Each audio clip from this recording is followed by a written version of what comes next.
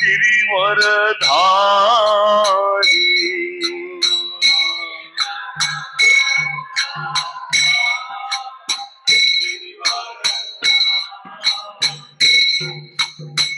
गोपी जनवल्लभा गिरिवरधारी।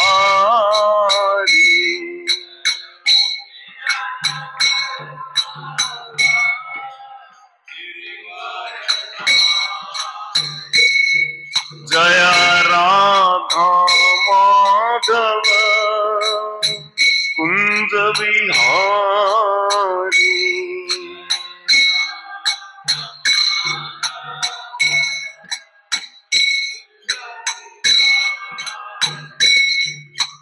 यशोदानंदन व्रज जनरंजन।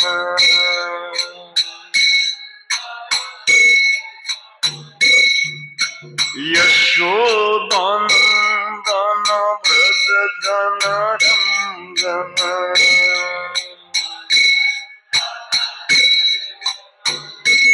यमुना तीरा वनचारी।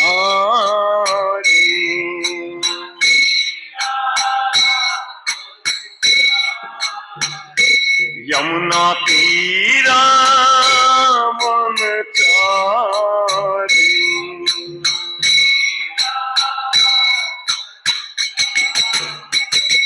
जय राधा माधव कुंज बिहारी।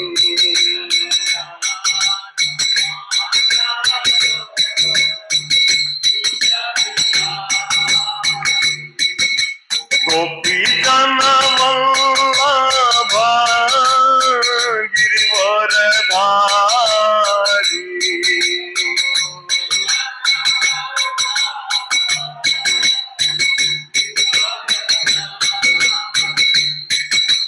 यशोदानंदन व्रज जनरंजन।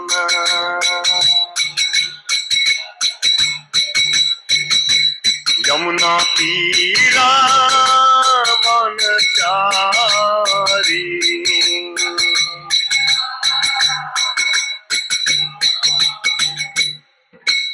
जय श्री श्री राधा माधव की जय। श्रील प्रभुपाद की जय। ग्रंथराज श्रीमद् भागवतम की जय। ओम नमो भगवते वासुदेवाय।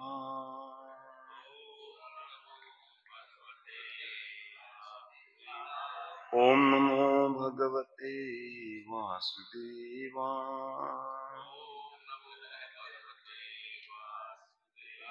ओम नमो भगवते वासुदेवाय।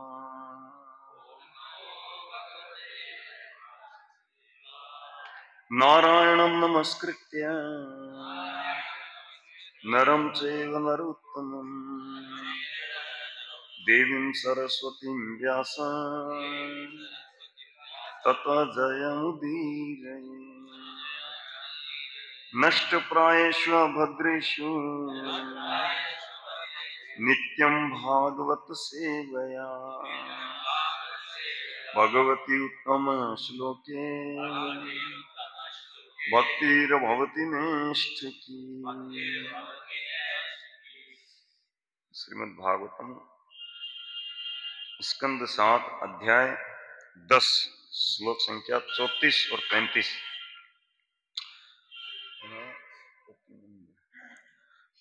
प्रतिनंद ततो देवा प्रतिनंद्य तथा देवा प्रयुज्य परमाशिष प्रयुज्य परमाशिष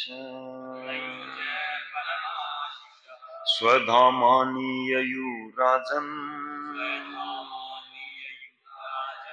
स्वधामानि ययुराजन्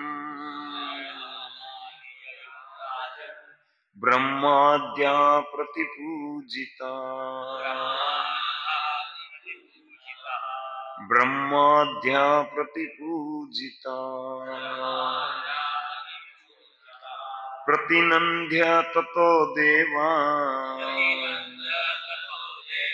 प्रयुज्य परमाशिष स्वधामानि ययुराजन् ब्रह्माद्या प्रतिपूजिता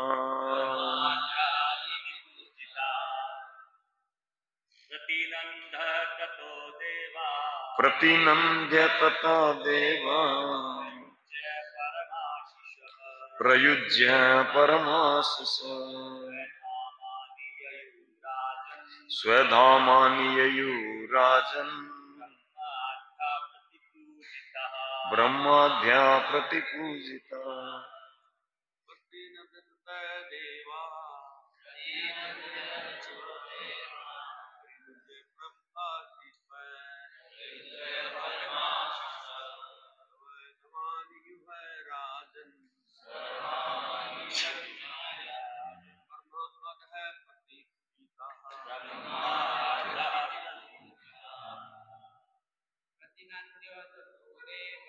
प्रतिनंद्य ततो देवा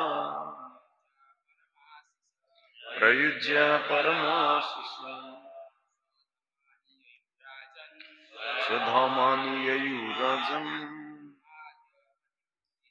ब्रह्माद्या प्रतिपूजिता। माता जी प्रतिनंद्य ततो देवा प्रयुज्य परमाशिष स्वधामानि ययुराजन् ब्रह्माद्या प्रतिपूजिता। शब्दार्थ अनुवाद तथा तात्पर्य श्रील प्रभुपाद जी के द्वारा। श्रील प्रभुपाद की प्रतिनंद्य बधाई देकर तथा तत्पश्चात देवा सारे देवता प्रयुज्य देकर परमाशीष शुभ आशीर्वाद स्वधामानि अपने अपने धाम को ययु लौट गए। राजन हे राजा युधिष्ठिर ब्रह्माद्या ब्रह्मादि सारे देवता प्रतिपूजिता प्रहलाद महाराज द्वारा भली भांति पूजित होकर। अनुवाद हे राजा युधिष्ठिर प्रहलाद महाराज द्वारा भली भांति पूजित होकर ब्रह्मा आदि सारे देवताओं ने उन्हें अपने अपने आशीर्वाद दिए और फिर अपने अपने धामों को वापस चले गए। श्लोक संख्या 35। एवं च पार्षदो विष्णु पुत्रत्वं प्रापितोदिते हृदि स्थितेन हरिणा वेर भावेन तो हतो।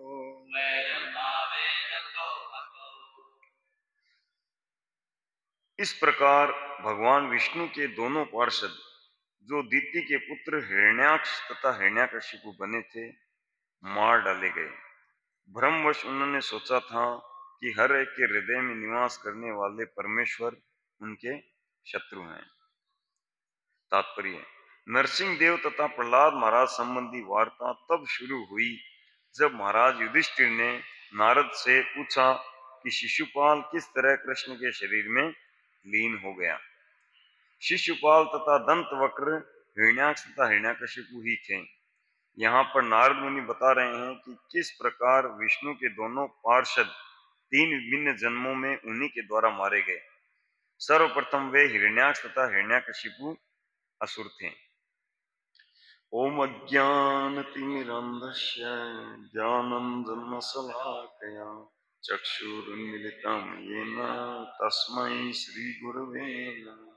श्रीचैतन्यमनोभीष्टं स्थापितं येन भूतले स्वयं रूप कदा मह्यं ददाति स्वपदान्तिकं। वन्देऽहं श्रीगुरौ श्रीयुतापदकमलं श्रीगुरून् वैष्णवांश्च श्रीरूपं साग्रजातं सहगण रघुनाथान्वितं तं सजीवं साद्वैतं सावधूतं परिजनसहितं कृष्णचैतन्यदेवं श्रीराधा कृष्णपादान् सहगण ललिता श्रीविशाखान्वितांश्च नमो विष्णुपादाय कृष्णपृष्ठाय भूतले श्रीमते भक्तिवेदान्त स्वामीनिति नामिने नमस्ते सारस्वते देवे गौरवाणी प्रचारिणे निर्विशेष शून्यवादी पाश्चात्य देशकारिणे वाञ्छाकल्पतरुभ्यश्च कृपा सिन्धुभ्य एव च पतितानां पावनेभ्यो वैष्णवेभ्यो नमो नमः नमो महावदन्याय कृष्ण प्रेम प्रदायते कृष्णाय कृष्ण चैतन्य नाम्ने गौरतिशे नमः हे कृष्ण करुणा सिंधु दीनबंधो जगतपते गोपेश गोपिका कांत राधा कांत नमोस्तुते तप्त कांचन गौरांगी राधे वृंदावनेश्वरी वृषभानुसुते देवी प्रणमामि हरि जय श्री कृष्ण चैतन्य प्रभु नित्यानंद श्री अद्वैत गदाधर श्रीवासादि गौर भक्त वृंद हरे कृष्ण कृष्ण कृष्ण हरे हरे हरे राम राम राम हरे हरे मुखं करोति वाचालं पंगुं लंघयति गिरिं यत्कृपातमहं वन्दे श्री गुरु दीनतारिणे परमानंद माधव श्री चैतन्येश्वरम हरे कृष्ण। तो प्रातःकालीन श्रीमद् भागवतम कक्षा में सभी का स्वागत है और सभी भक्त ईमानदारी से आशीर्वाद दें मुझे। आप भक्तों के आशीर्वाद से मैं भगवान की कथा बोल पाऊंगा। तो जो पिछले 10 चैप्टर है ना, 10 अध्यायों में, इस 7वें स्कंद के प्रारंभ के 10 अध्यायों में जो लीला चली आ रही है, अब इस लीला का श्री सुखदेव गोस्वामी यहाँ पर क्या बोलते हैं, उपसंहार कर रहे हैं। मतलब उसका अब समराइज रूप में बता रहे हैं कि देखो इस प्रकार से ये जो लीला है, ये मतलब एक श्लोक में पूरी लीला को बताकर समापन कर रहे हैं कि ये जो लीला हमने चर्चा की है। तो एवं शब्द जो है यहाँ पर, एवं शब्द है ना, तो एवं यानी कि इस प्रकार, मतलब ये जो इस तरह से ये जो लीला है ये यहाँ पर आज अभी पूर्ण हुई, यहाँ पर इस 10वें अध्याय में। तो एवं, और च मीन्स यहाँ पर कह रहे हैं कि देखो क्या लीला है, तो ये भगवान विष्णु के पार्षद होते हुए भी, च शब्द से कह रहे हैं कि देखो मतलब बिल्कुल डिफरेंट, मतलब व्यक्ति क्या कार्य क्या, भगवान विष्णु के पार्षद होते हुए भी, च पार्षदो विष्णु, और इधर पृथ्वी पर पुत्रत्वम प्रापितो दिते, हम गीता में सुनते हैं यद गत्वा न निवर्तन्ते, एक बार भगवान के धाम गया तो कभी लौट के नहीं आता। लेकिन च तो भी भगवान विष्णु के पार्षद होकर भी, है ना, पुत्रत्वम प्रापितो दिते, मतलब इस भौतिक जगत में गर्भ से जन्म लेकर आए, है ना, और हृदय स्थितेन हरिणा वेर भावेन, हृदय में स्थित हरिणा भगवान, है ना, जो भगवान सबके हृदय में बैठे हैं उनके प्रति बेर, है ना। और कौन बेर करेगा, वो सब कुछ हमको जो जो चाहिए होता है, हम तो लड़ झगड़ कर आए हैं, लेकिन फिर भी इतने दयालु हैं कि हमारे हृदय में बैठकर और हमको जो जो चाहिए, है ना, चाहे कोई भक्त हो, चाहे कोई ज्ञानी हो, योगी हो, कर्मी हो, कर्मकांडी हो, है ना, और कोई नास्तिक भी क्यों ना हो, उसको भी जो चाहिए वो भी प्रोवाइड करते हैं, उसको भी मतलब संसार में चलाते हैं। दूसरे शब्दों में, अगर भगवान हमारे हृदय में परमात्मा रूप में बैठकर कंट्रोल न करें तो हम में से मतलब 100-200 करोड़ तो इधर उधर हो जाए, बोले ब्रह्मांड में कहीं गुम हो गए है ना। हम कितना, हमारा साइज क्या है, बाल के अग्र भाग का 10,000वां हिस्सा। बाल का अग्र भाग देख नहीं सकते, मतलब आंख दर्द करने लग जाती है बाल का अग्र भाग देखना हो तो। वो इतना बड़ा रूम है कि जिसमें हमारे जैसे 10,000 लोग अकोमोडेट हो जाएं, है ना। तो इतना छोटा हमारा साइज है, अगर हम कहीं निकल कर गिर जाएं तो कोई पोंछा लगाए तो भी चिपक करना है इसमें, है ना। ये हमारा साइज है। लेकिन भगवान परमात्मा रूप में बैठकर, है ना, अणु अणियार, है ना, वो अणु के भी अणु है, मतलब वो हमारे, हम इतने छोटे रूप में है ना, उसमें से भी छोटे बनकर हमको कंट्रोल कर रहे हैं, अंदर से पकड़ रखा है, पीछे से कहाँ जाना है, क्या करना है, क्या चाहते हो, नहीं ये नहीं करना, अच्छा ठीक है ये कर लो, ये करना है ठीक है ये कर लो, ये नहीं करना, पूरा उपद्रष्टा अनुमंता वर्ता भोक्ता के रूप में पूरा कंट्रोल करते हैं, है ना। तो ऐसे भगवान जो संसार में नास्तिकों को भी भोग की सुविधाएं प्रोवाइड करते हैं, संसार में जीवन जीने की सुविधाएं प्रोवाइड करते हैं, है ना, उनके प्रति कौन बैर करेगा, है ना। जिनका, है ना, भगवान का अजात शत्रु, उनका कोई शत्रु नहीं है, लेकिन उनसे भी बोले बेरिणा, है ना, बेर भावे ने। और दूसरा लास्ट में इस श्लोक में बोला तो हतो, है ना। तो इस प्रकार दोनों, है ना, वो दोनों हतो मतलब मारे गए। तो पूरी मतलब कथा को एक उसमें बता दिया।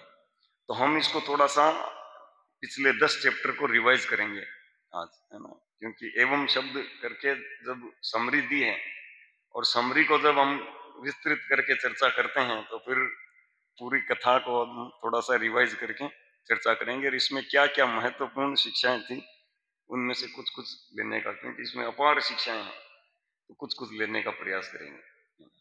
तो छठे स्कंद के अंत होने पर परीक्षित महाराज ने पहले जिज्ञासा करी, बोले प्रभु, सुखदेव गोस्वामी से कहा, पूछा था कि भगवान क्या मतलब पक्षपात करते हैं क्या?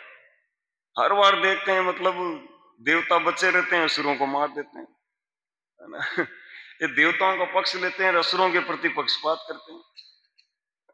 तो ये वास्तव में परीक्षित महाराज ने असुरों की तरफ से प्रश्न किया था। वो बोलेंगे थैंक यू परीक्षित, है ना हमारी तरफ से प्रश्न किया, हाँ यही हमारा प्रश्न है, पूछो पूछो। तो परीक्षित महाराज ने, है ना, ऐसे प्रश्न किया कि भगवान क्या पक्षपात करते हैं क्या, है ना, ऐसा दिखा जाता है। तो तब सुखदेव गोस्वामी थोड़ा पहले फिलोसॉफिकल बताते हैं, है ना, क्योंकि ये प्रवचन का एक मतलब प्रकृति होता है कि पहले सिद्धांत बताया जाए और फिर केस स्टडी बताई जाए, है ना। तो पहले सिद्धांत बताया फिर केस स्टडी बताया, है ना। तो सिद्धांत बताया कि देखो भगवान जो हैं वो प्रकृति से परे हैं और वो दिव्य हैं, और इस संसार में सब काल के प्रभाव द्वारा प्रकृति के गुणों के द्वारा चलायमान है। और ऐसे में क्या होता है कि जब प्रकृति के गुणों में से एक गुण प्रबल होता है तो बाकी दो दुर्बल होते हैं, तो इस गुण में जो स्थित है उनकी विजय होती है। कभी वो गुण प्रबल होता है तो बाकी दुर्बल होते हैं, तो बाकी दो की पराजय उसकी विजय, है ना। सतोगुण प्रबल हुआ तो सतोगुणी की विजय होते हैं, कभी रजोगुण प्रबल हुआ तो रजोगुणियों की विजय होती है, कभी तमोगुण प्रबल हुआ तो तमोगुणियों की विजय हो जाती है। तो ऐसा संसार में उथल पुथल ये चलती रहती है।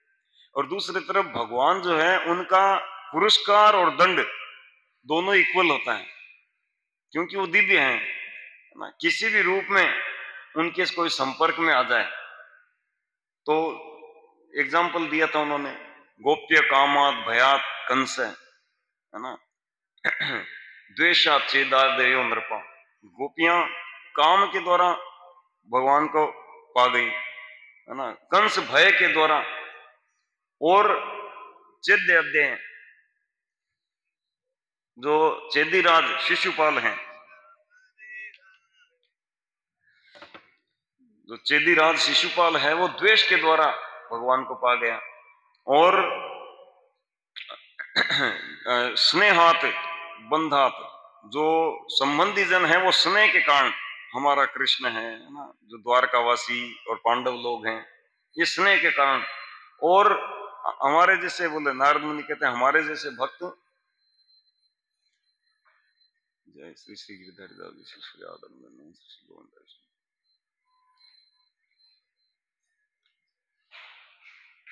और भक्त जो है वो भक्ति के द्वारा, तो ऐसे भगवान के किसी भी रूप में संपर्क में आ जाए, बस संपर्क में आ जाए तो वो इस संसार से मुक्ति पा लेता है, जन्म मृत्यु का चक्र से छूट जाता है ना। इस प्रकार बताया। फिर क्या हो कि देखो, तुम तो कह रहे हो कि भगवान पक्षपात करते हैं क्या। अब तुम्हारे दादाजी ने, है ना, करीब कितने 20-30 साल 40 साल पहले, नहीं ज्यादा ही हो गए थे शायद प्रश्न किया था कि भगवान क्या कर रहे हैं। बोले ये बचपन से, जन्म से ही, जो जब से तोतली बोली बोलनी सीखा शिशुपाल, तब से मतलब अधिकांश अपनी जीवा का प्रयोग श्री कृष्ण को गाली देने में किया। इसका वो एक ही प्रोजेक्ट था, जब भी कृष्ण को याद करता गाली देता, और गाली दे दे के याद करता। जन्म से ही एक ही काम था उसका। और ऐसे मतलब शिशुपाल को भगवान ने हम सभी के देखते देखते सायुज्य मोक्ष प्रदान कर दिया, है ना। बोले जब राजसूय यज्ञ हो रहा था तो वहां पे सभा में सब एकत्रित थे, ऋषि मुनि हजारों लोग, और उनके सामने जब शिशुपाल कृष्ण को, है ना, गाली दे रहे थे, है ना, तो अंत में सुदर्शन से वध किया। और वध किया तो देखा उसकी आत्मा, मतलब जो शिशुपाल है, जीवात्मा रूप में भगवान के अंदर समा गया, सायुज्य मोक्ष पा गया।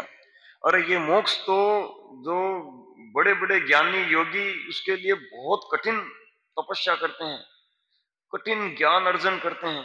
भगवान स्वयं कहते हैं क्लेशो अधिकतर तेषाम अव्यक्त आसक्त चेतसाम। जो अव्यक्त की उपासना करते हैं, निराकार ब्रह्म की, सायुज्य मोक्ष प्राप्त करने के लिए, वो अधिक क्लेश पाते हैं। बोले महान क्लेश पाते हैं। अव्यक्ता ही गतिर दुखम, बड़ा कष्ट पाकर वो कोई पता नहीं कब कब जाके कोई एंड में सक्सेस होते हैं, तो उनको सायुज्य मोक्ष मिलता है, नहीं तो ज्यादातर तो रह ही जाते हैं। और ये गाली दे दे के सायुज्य मोक्ष प्राप्त कर लिया।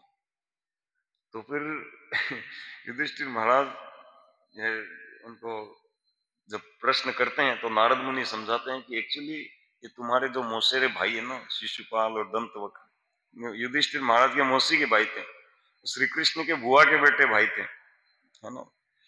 तो ये तुम्हारे मौसेरे भाई हैं, ये वास्तव में भगवान विष्णु के पार्षद हैं वैकुंठ लोक में, है ना, जय तथा विजय। लेकिन इनको श्राप के कारण यहां आना पड़ा।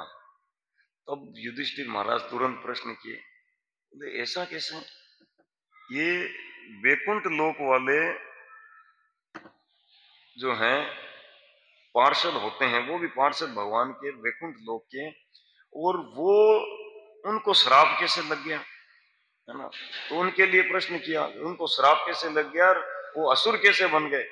तब कथा बताएं, बोले ब्रह्मा जी के 4 कुमार जो बड़े महान ऋषि हैं, लेकिन अपनी आयु 6 वर्ष से ऊपर नहीं रखते, कंट्रोल करके रखते हैं, अपनी आयु को बालकों जैसे रखते हैं, और नंग धड़ंग दिगंबर बनकर घूमते हैं, है ना। दिगंबर दिशाएं जिनके वस्त्र हैं, अंबर यानी वस्त्र, दिक यानी दिशाएं, तो दिगंबर बनकर घूमते हैं बच्चों के जैसे, है ना। और एकदम उर्ध रेता कहलाते हैं वो, बाल ब्रह्मचारी। तो वो एक बार क्या हुआ कि भ्रमण करते करते वैकुंठ पहुंच गए। वैकुंठ पहुंच गए तो फिर वहां पर वो द्वारपालों ने सोचा ये बच्चे लोग आ गए, बोले ए बच्चों रुको। अब उस पे उनको क्रोध आ गया, बोले ये वैकुंठ में रहकर और इस तरह से द्वेष भाव, अरे यहां तो सब में एकदम सौम्य भाव होना चाहिए, इनमें द्वेष भाव, है ना। अरे बच्चा हो बड़ा हो कोई हो, पूछे तो सही, लेकिन सीधा ही रोक दिया, रुको नहीं जा सकते तो बोले कि ये तुम लोग वैकुंठ में रहने के योग्य नहीं हो, हम तुमको श्राप देते हैं, है ना। तो तुम लोग, तो वास्तव में ये भगवान का लीला था, बाकी वैकुंठ से कोई कभी भी नीचे आता नहीं है। यद गत्वा न निवर्तनते, कोई आता नहीं, भगवान की प्लानिंग से आते हैं, है ना। जैसे श्रील प्रभुपाद आए, भगवान की प्लानिंग से आए हैं प्रचार करने के लिए। तो ऐसे ही जय विजय जो है वो भगवान की प्लानिंग से आए थे, क्योंकि भगवान को क्या होता है कि 5 मुख्य रसों का तो आस्वादन करते ही हैं, और 7 गौण रस हैं, उनमें से भी कभी कभी इच्छा हो जाती है ना, क्योंकि वो परम भोक्ता है, सुप्रीम एंजॉयर है, और वो एंजॉय लेना और एंजॉय देना यही उनका मतलब प्रोजेक्ट रहता है ऑलवेज। तो इसीलिए कभी कभी बोले वीर रस का, भयानक रस का, रौद्र रस का, इनका आस्वादन करके, तो अब आस्वादन रस आस्वादन करेंगे तो किन के साथ करेंगे? अपने पार्षदों के साथ करेंगे, हम जैसा मतलब के साथ थोड़ी करेंगे भगवान। तो अपने विशेष पार्षदों को ही निमित्त बनाते हैं।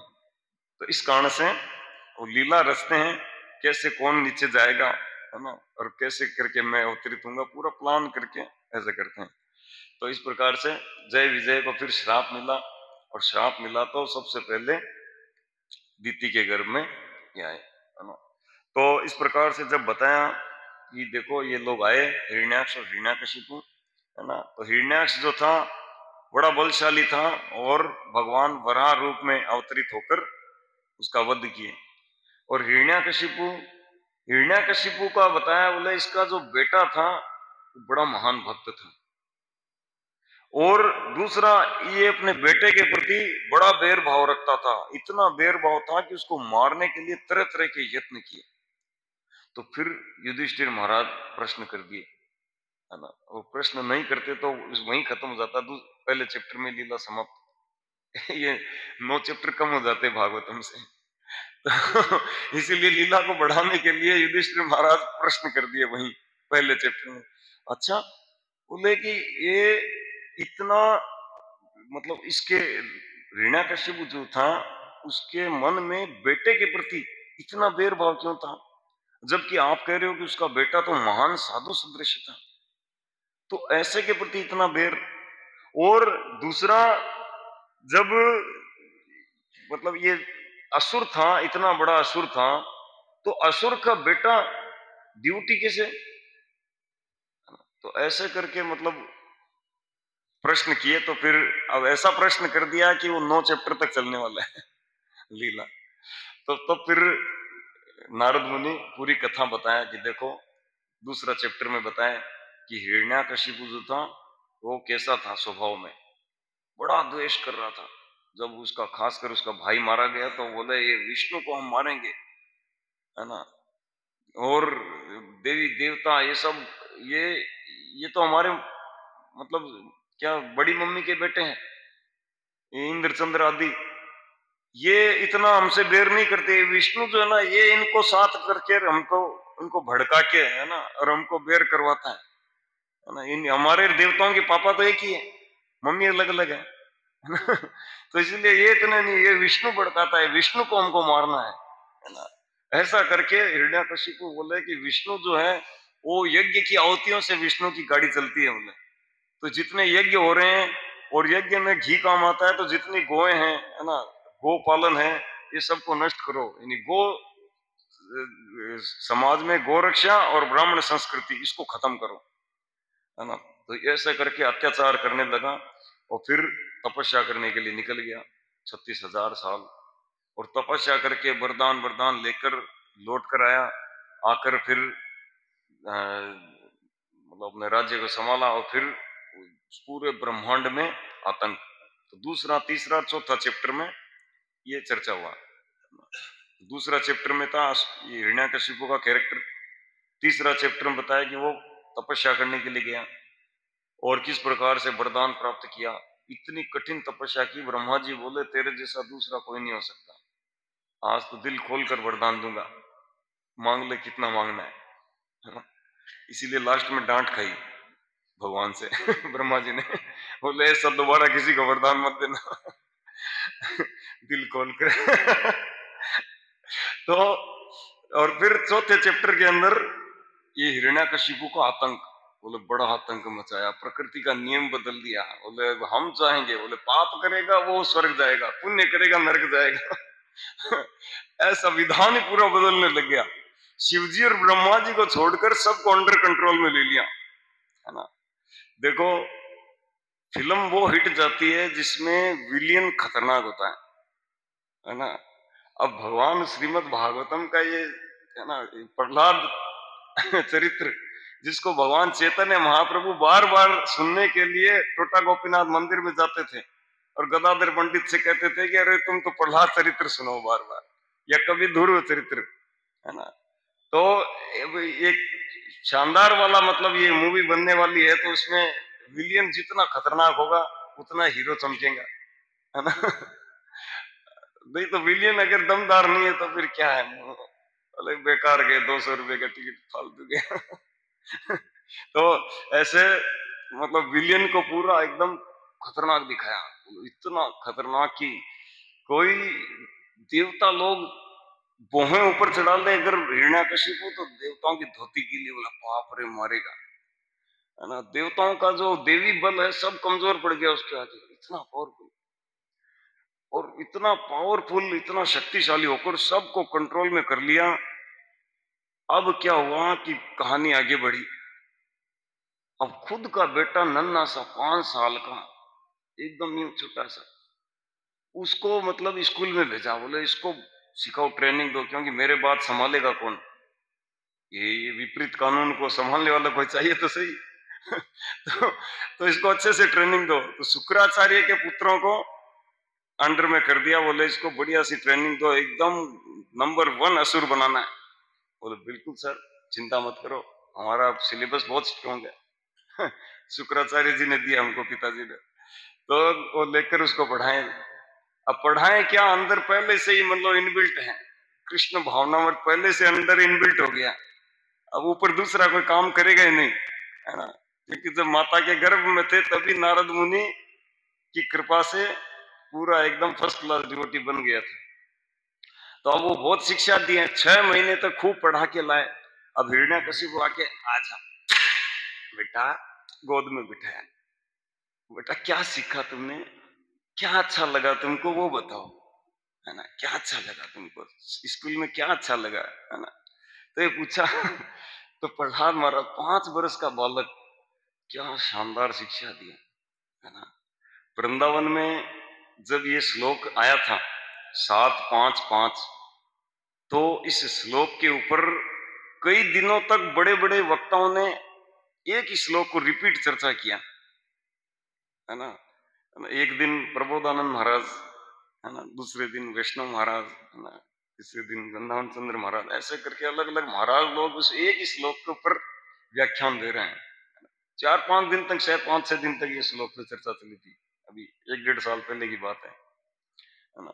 तो इतना शानदार शिक्षा दिया। क्या बोले, बोले प्रभु पिताजी, है ना, पिताजी नहीं बोला, बोले असुरों में श्रेष्ठ, है ना, हे असुर श्रेष्ठ।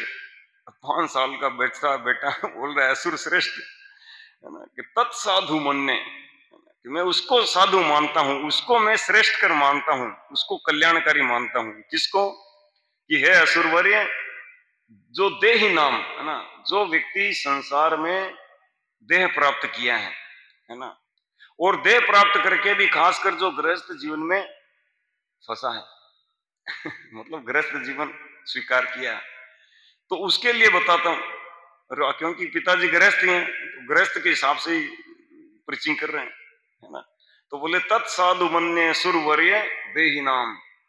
और ये जब गृहस्थ जीवन स्वीकार किया है तो उस व्यक्ति की स्थिति क्या होती है, सदा समुद्विग्न, हमेशा उद्विग्न रहता है, सदा समुद्विग्न, उद्विग्न रहता है, विचलित रहता है, शांत नहीं रह सकता। गृहस्थ व्यक्ति का ये विशेष बात है, कभी शांत नहीं रह पाएगा, उद्विग्न रहेगा।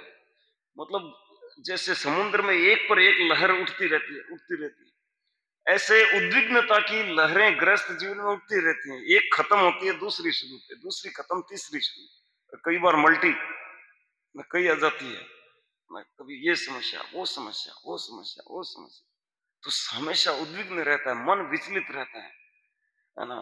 तो सदा समुद्विग्न, और धियाम असत ग्रहात, अपनी बुद्धि के द्वारा, अपनी मति के द्वारा असत चीजों को ग्रहण करता रहता है, असत चिंतन, असत विचार करते रहता है। बुद्धि का क्या काम, निर्णय देना। गृहस्थ व्यक्ति को भौतिक निर्णय सुलझाने, मतलब निर्णय निकालने में जाए जीवन चला जाता है ना। अब ये समस्या है, उपाय निकालो, हाँ ऐसा करते हैं, ऐसा करते हैं, हाँ हाँ ठीक है, सही हो गया, वाह वाह, कर दिखाया। फिर दूसरी समस्या, हाँ हाँ ये कर लेते हैं। अब ये समस्या, हाँ हाँ ये कर लेते हैं। बुद्धि के द्वारा भौतिक विषयों का निर्णय दे देकर थक जाता है ना। तो ऐसे सदा समुद्विग्न धियाम असद ग्रहात। तो ऐसे को क्या करना चाहिए, व्हाट टू डू? तो हित्वा आत्मपातम ग्रहम अंधकूपम। तो उसको क्या करना चाहिए, हित्वा, है ना, त्याग देना चाहिए। अंधकूपम, ये घर जो है जिसको अंधा कुआ कहा गया है ना। अंधा कुआ क्यों कहा गया? अंधा कुआ कहते हैं जिस कुएं में पानी नहीं होता, उसको अंधा कुआ कहते हैं, है ना। और जो अंधा नहीं है मतलब जिस कुएं में जल है। अब जिस कुएं में पानी होता है उसमें लोगों का आना जाना होता है ना। सुबह दोपहर कोई ना कोई पानी भरने आता ही है ना। और अगर उस कुएं में कोई गिर गया, पानी वाले कुएं में, तो कोई ना कोई देख लेगा, बचा लेगा, अरे बचाओ बचाओ, रस्सी डाला बचा लिया। लेकिन जिस कुएं में पानी नहीं है उसके आसपास ही कोई नहीं जाता, है ना। उस कुएं में अगर कोई गिर गया तो कोई बचाने वाला नहीं है, चिल्ला चिल्ला के मर जाएगा। तो ऐसे ही जो जिनके घरों में साधु पुरुषों का आना जाना नहीं है, वैष्णवों का आना जाना नहीं है, जिनके जीवन में वैष्णव से कोई कनेक्शन नहीं है, और जीवन जो है भौतिक भोग में ही बीतता है, भगवान की भक्ति जैसा कुछ है नहीं है, उनका घर अंधा कुआ। और जिनके जीवन में भक्ति है, साधु हैं, शुद्ध भक्तों के वो आश्रय में रहते हैं, है ना, उनका घर जो है वो पानी वाला कुआ। है तो वो भी गिरे हुए कुएं में, लेकिन पानी वाले कुएं में। तो उनको साधु संत आते रहते हैं, बचा लेंगे, कृपा करेंगे, ठीक है ना। तो ऐसे हित्वा आत्मपातम गृहम अंधकूपम वनम गत यद हरिमास रहे थे। तो पिताजी आपको वन में चले जाना चाहिए, है ना। अरे पीछे सब अपने आप हो जाएगा, आप डोंट वरी, है ना। आप वन में जाओ, वनम गतो यद हरिमास रहे, भगवान हरि का आश्रय लो वन में जाके, है ना। श्रील प्रभुपाद कहते हैं कि कलयुग में वन का अर्थ है वृंदावन, है ना।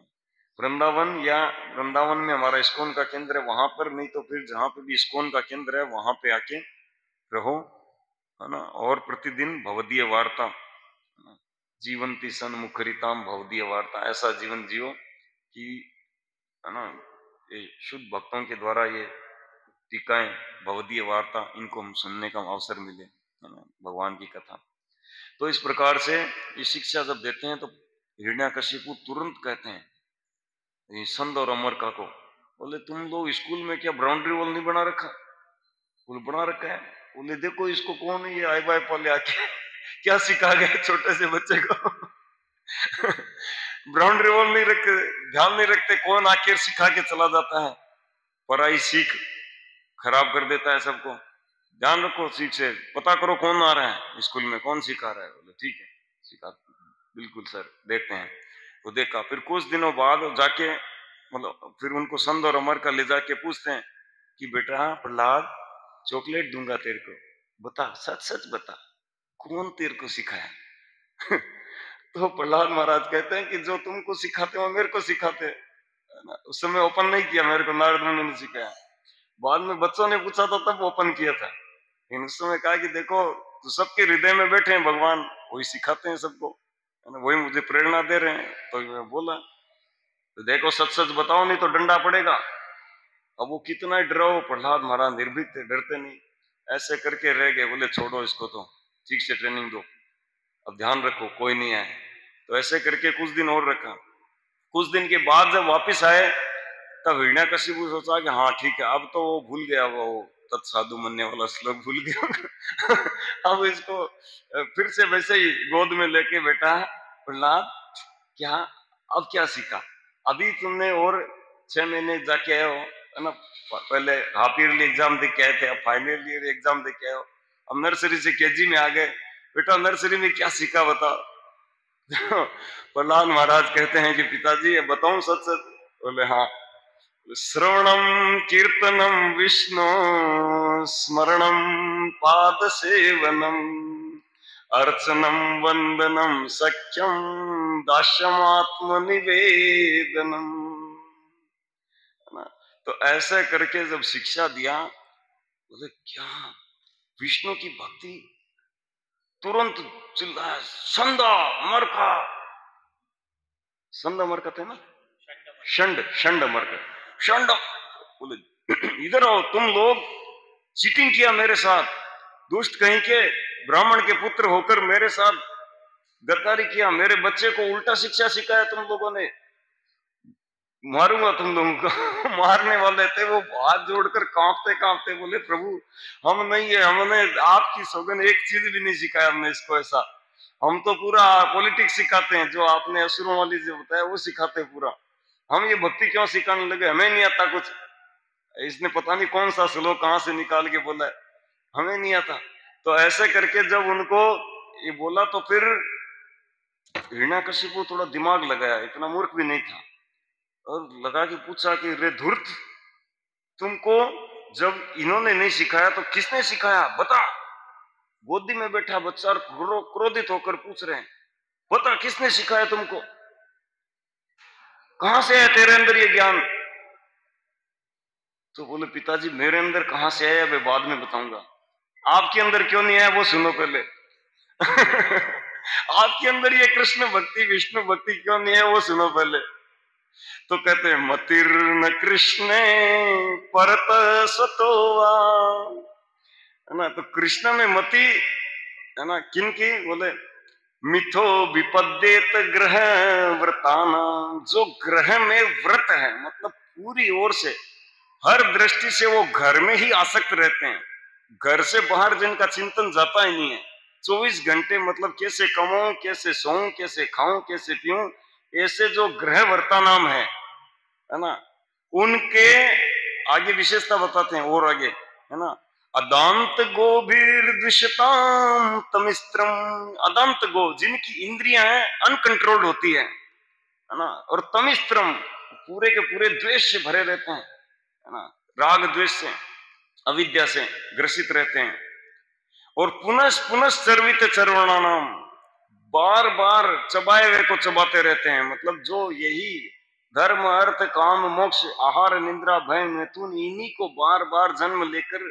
है ना, कदरिया भक्षण करे, है ना, हमारे वैष्णव आचार्य इसको कदरिया कीचड़ बोला है, जो नाली का कीचड़ हो उसके समान है संसार का इंद्रिय तृप्ति, इसी को बार बार चबाते रहते हैं। तो ऐसे लोग क्या होता है, मतिर्न कृष्ण, उनकी मति कृष्ण में नहीं लगती, है ना, मतिर्न कृष्ण परत स्वतोवा, न तो दूसरों के कहने से न मन में उपजती है, नहीं मिथो, दोनों के मिश्रण से, कोई अंदर से भी उपजती नहीं है, बाहर से कोई प्रीचिंग करे तो भी समझता नहीं है ना, भगवत गीता नहीं लेनी प्रभु जी नहीं लेना। लेगा ही नहीं, पढ़ेगा ही नहीं, बोलो हरे कृष्णा, बोले नहीं बोलूंगा। अभी कल परसों में हमारे रिलेटिव के घर गया था, तो बच्चे को बोला बोलो हरे कृष्णा, नहीं बोलूंगा। क्या नहीं बोलोगे, फिर भी बोला नहीं बोलूंगा। तो मिथो अभी पद्य थे ग्रह बताना। तो आगे फिर कहते हैं कि पिताजी ये संसार के लोग, आप तो क्या सारा संसार के लोग, है ना, न ते विदु स्वार्थ गतिम, अपने स्वार्थ को भी नहीं जानते, इतने मूर्ख हैं। न ते विदु स्वार्थ गतिम ही विष्णु, भगवान विष्णु के शरणागत होना, उनकी भक्ति करना, यही हमारा वास्तविक अर्थ है। स्व अर्थ अपना धन जो है, वास्तव में प्रत्येक जीव का धन यही है, भगवान विष्णु के शरणागत होना, भगवान श्री कृष्ण के, और उनकी भक्ति करना। और इसको कोई नहीं जानता संसार में, नते विदु स्वार्थ गतिम, है ना, और बोलते हैं कि अपने लिए बात करो, अपने स्वार्थ की बात करो, दूसरों की नहीं, अपने स्वार्थ की बात करो, लेकिन एक भी अपने स्वार्थ की बात नहीं करते, पराया शरीर पराया मन के बातें करते रहते हैं। नते विदु स्वार्थ गतिम ही विष्णु दुराश्रयाय बहिर्थ मानिन, बाहरी चीजों को ही धन मानते हैं, अंदर आत्मा का स्वधर्म कृष्ण भावनामृत को धन नहीं मानते, है ना, दुराशयाय बहिर्थ मानिन, अंधा यथा अंधे रूपगीय माना तेपीश तंत्याम उर्ध्वाम निबद्धा, अंधा यथा, जिस प्रकार कोई अंधा व्यक्ति दूसरे अंधे को रास्ता दिखा रहा है, ऐसे संसार में एक दूसरे को ज्ञान देते हैं, ऐसा कर लो ऐसा कर लो, खुद भी अंधा कुएं में गिरने वाला है, दूसरे को भी गिराता है, ये चल रहा है सब संसार में। अब आपके अंदर कैसे आएगा ये सुन लो, नैशाम मतिस्तावत उरुक्रमांघ्री, जब तक कि, है ना, भगवान उरुक्रम के चरणों में, उरुक्रम अंघ्री, अंघ्री मतलब चरण, उरुक्रम मतलब भगवान जो कि अद्भुत कार्य करने वाले हैं, तो उनके चरणों में भक्ति नए शाम तब तक नहीं आएगी। कब तक? मही यशाम पाद रजोभिषेकम, है ना। ये श्री कृष्ण को प्रसन्न करने की जो भक्ति की जो भावना है वो हृदय में तब तक नहीं आती है जब तक शुद्ध भक्तों का मही यशाम पाद रजो अभिषेकम, जब तक शुद्ध भक्तों के चरणों की धूल लेकर अपने माथे पर नहीं लगाओगे, है ना, यानी जब तक उनके आश्रय में रहकर भक्ति नहीं करोगे, उनके शरणागत नहीं होगे, तब तक ये भगवान को प्रसन्न करने वाली भावना अंदर नहीं आएगी, मोह में ही रहेंगे हमेशा। ऐसा करके ऐसा प्रीचिंग किया, लेकिन वो तो हिरण्याकशिपु है, विलियन का रोल कर रहे हैं, कहां से घुसेगा है ना। तो इस प्रकार से अपने ही बच्चे को गोदी से फेंक दिया, बोले बिल्कुल धुतकार करे, फेंक दिया, बोले जैसे कोई शरीर का अंग गल जाए काट के फेंक देते हैं उसको, नहीं तो डॉक्टर ओटी में काट देता है, ऐसे ही बोले इसको फेंक दो, भला ये मेरा बच्चा है, मैं समझूंगा 4 नहीं 3 ही थे मेरे, मारो इसको। सब सैनिकों को कहा, बोले मारो इसको, एकदम शत्रु हो गया है। सब लोग भाले वगैरह लेके भयानक भयानक चेहरे वाले आके करने जाए, कुछ कर ही नहीं पा रहे। बोले ठीक है, यहाँ नहीं, दूर ले जाओ, हो सकता है मेरे प्रभाव से नहीं मर रहा दूर ले जाओ। दूर ले जाके पहाड़ से फेंके, हाथी के पैरों के नीचे डालने का प्रयास किया, सांपों के मतलब भरे हुए कमरे में डाल दिया, सांप बिच्छू के, कितने कितने प्रयास किया। बुआ को दिया, बोले आग में लेके बैठ जा, तेरे को वरदान है। बुआ हो गई धुआं, और प्रहलाद जी का कुछ नहीं हुआ।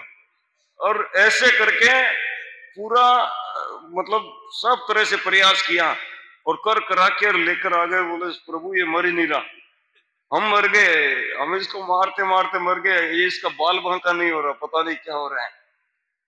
तो हिरण्याकशिपु बोला, है ना, इसको फिर गुस्सा करने लगा। तो फिर संत और अमर ने कहा कि प्रभु एक काम करो, अभी पिताजी शुक्राचार्य गए हुए हैं, है ना, तो वो आ जाएं, जब तक इनको हम लोग स्कूल में रखते हैं। ऐसे कोई कर तो नहीं रहा आपको, ठीक है मर नहीं रहा, लेकिन आपको तो नहीं मार रहा, तो बैठा बेचारा हम इसको रखते हैं, बाद में जब शुक्राचार्य आएंगे हो सकता है उनके समझाने से लाइन पर आ जाए, असुर बन जाए तो ऐसे करके रख दिया, है ना।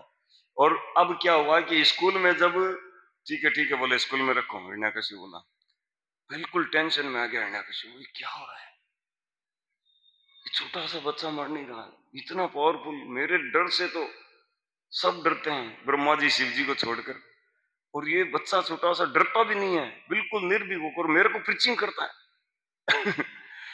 तो ऐसे करके हिरण्याकशिपु बड़ा टेंशन में था। और इधर क्या हुआ कि गुरुकुल में प्रीचिंग चालू हो गई भाई भाई प्रीचिंग चालू हो गई गुरुकुल में एक दिन में एक क्लास करी, वो भी लंच टाइम में, स्टाफ रूम में थे, और बच्चों को कहा कि अरे आओ आओ सुनो, कोमारो आचरित प्राज्ञ धर्मान भागवतामि है ना। अरे 5 वर्ष की आयु से ही ये भागवत धर्म को अनुसरण करना चाहिए। ऐसे करके पूरा चैप्टर प्रीचिंग किया भर के एकदम, और करके फिर बच्चों ने मतलब सब ने कहा कि तो करना क्या, आप तो ये बताओ प्रहलाद, हम तो पूरा अब गार्डन हो गया दिल हमारा, क्या करना है बताओ। तो बोले हम नृत्य करेंगे, संकीर्तन करेंगे, हरे कृष्णा कृष्णा कृष्णा हरे हरे, हरे राम राम राम हरे हरे, श्री श्री गिरधर। तो ऐसे करके संकीर्तन चालू कर दिया, जैसे टॉम्पिंग इन स्क्वायर पार्क में प्रभुपाद जी ने कीर्तन किया 1.5 घंटा, और कीर्तन में गए थे 10-5 लोग साथ में, और जब आए तो 70-80 लोग साथ में आ गए, केवल कीर्तन से आकर्षित हो गए। बोले कहाँ रहते हैं स्वामी जी, हमको भी वहीं जाना है। बोले और जो स्वामी जी कहेंगे वही करना है, इनका आख्यान सुनना है हमको। बड़ा अच्छा लगा, इतना मधुर शब्द, हृदय विदीर्ण हो गया सबका कीर्तन सुन के। तो इस प्रकार से फिर प्रहलाद महाराज प्रीचिंग चालू किया तो फिर हिरण्यकशिपु को संत और अमर का आके रिपोर्ट किया, बोले कि सर अनर्थ हो गया, बोले सब डिवोटी बन गए। अब तो ये दूसरों को बनाने लग गया, तो हिरण्यकशिपु ने कहा कि अब इंतजार नहीं करेंगे, अब तो मार के दम दूंगा। तो बोले कहाँ है तुम, कहां से तुमको बल मिलता है बता। बोले भगवान से मिलता है। भगवान कहाँ है तेरा, कहाँ है विष्णु, सब जगह है। बोले सब जगह, खंबे में भी है। बोले हाँ है। तो धड़ से खंबे को, इतना बलशाली, तो मुक्का मार के खंबे को तोड़ दिया। अब नरसिंह भगवान प्रकट हुए, है ना।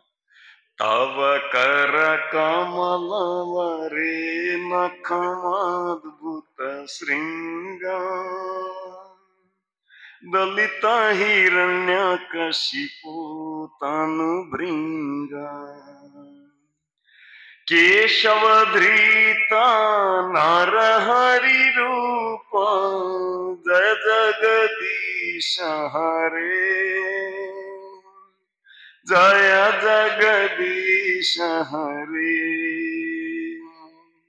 जय जगदीश हरे।